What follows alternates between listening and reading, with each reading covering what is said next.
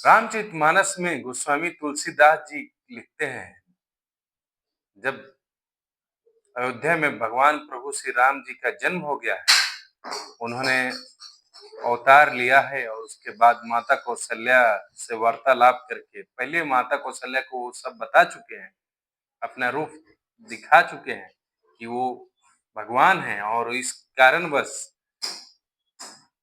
यहाँ पे ये लीला करना चाहते हैं। तो माता कौशल्या ने जैसे ही कहा कि आप फिर तुरंत बाल रूप धारण कीजिए, ये सुख मेरे लिए अनुपम होगा। प्रभु श्री राम तुरंत बाल रूप धारण किए और आगे मानस में गोस्वामी जी लिखते हैं, कहते हैं, विप्रधेनु सुर संत हित लिन्ह मनुजो अवतार, निज इच्छा निर्मित तनु माया गुण गोपाल। क्या कह रहे हैं गोस्वामी तुलसीदास जी? कह रहे हैं, विप्रधेनु सुर संत हित, ब्राह्मण, गौ, देवता और संतों के लिए भगवान ने मनुष्य का अवतार लिया है। वे माया और उसके गुण और बाहरी इंद्रियों से परे हैं। उनका शरीर अपनी इच्छा से ही बना है। उनका किसी भी कर्म बंध पे कोई अनुबोध नहीं है। वो पर बस में है कर्म के। किसी भी भौतिक पदार्थों के द्वारा उनका शरीर नहीं बना हुआ है। गोस्वामी जी आगे लिखते हैं, सुनी शिशु रुदन परम प्रिय बानी, संभ्रम चली आई सब रानी, हर्षित जह तह धाई दासी, आनंद मगन सकल पुरवासी। बच्चे के रोने के मतलब भगवान राम के साथ लक्ष्मण जी, भरत, शत्रुघ्न जी सबका जन्म हुआ था।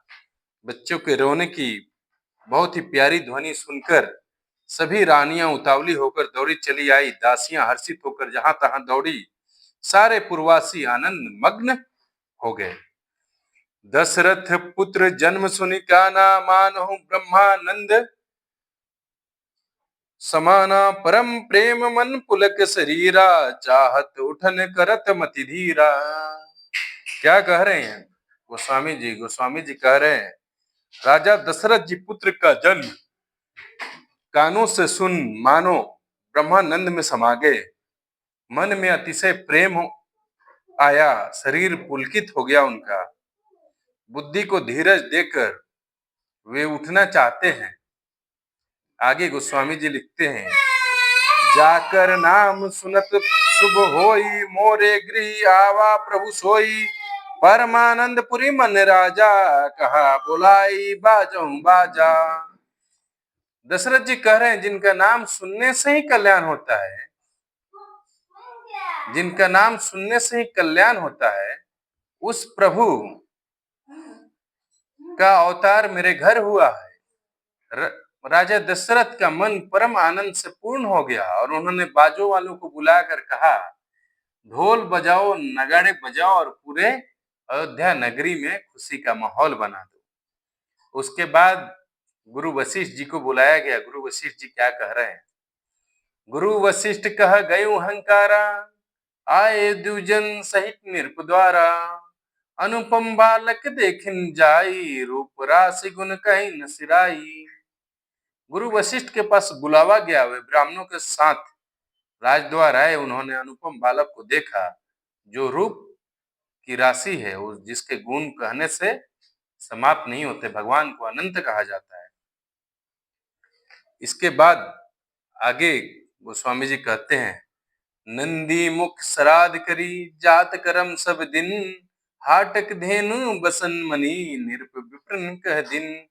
फिर राजा दशरथ जी ने नंदी मुख श्राद्ध करके सब जात कर्म संस्कार आदि किए और ब्राह्मणों को सोना, गौ, वस्त्र और मणियों का दान किए। यह कथा प्रभु श्री रामचंद्र जी के जन्म की कथा है। आगे की कथा सुनने के लिए आप आगे का वीडियो आप चैनल पर आकर देख सकते हैं। जय श्री राम।